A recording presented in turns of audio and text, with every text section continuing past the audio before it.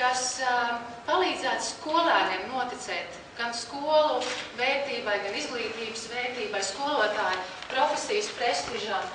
Skolotāji paliek ar katru gadu Latvijā arvien vecāki pēc savu vidējā vecumu.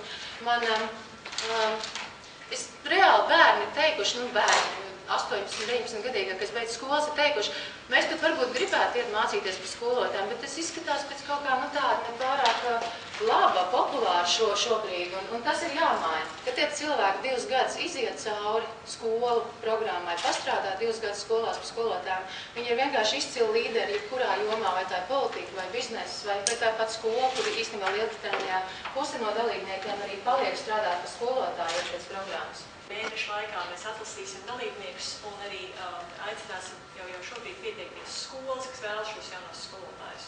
Un tad mēs viņus liksim kopā. Mēs meklēsim tos labāko iespējamo saķeris ar to, ko dalībnieks var, ko viņš vēlas darīt, kas ir skolai vajadzīgs. Un mēs katrā individuālā gadījumā meklēsim, kur tad ir tā skola, kurā viņi var dot lielāko devumu, kur tā skola, kur ir gatava ņemt vērtību. Apdomās idejas, tāpēc, ka tiek kultivēts tāds cilvēku modelis, kas ir slavens, tas ir labs.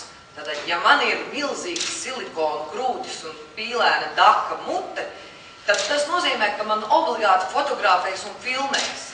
Bet ja es būšu ļoti labs, piemēram, bankas darbinieks vai, teiksim, skolotājs, ļoti retos gadījumos par mani teiks, ka viņš ir, tas ir labs un tas ir tikai, kā teikt, tas paraugs, uz kuru būtu, teiksim, vērts paskatīties un viņiem sekot.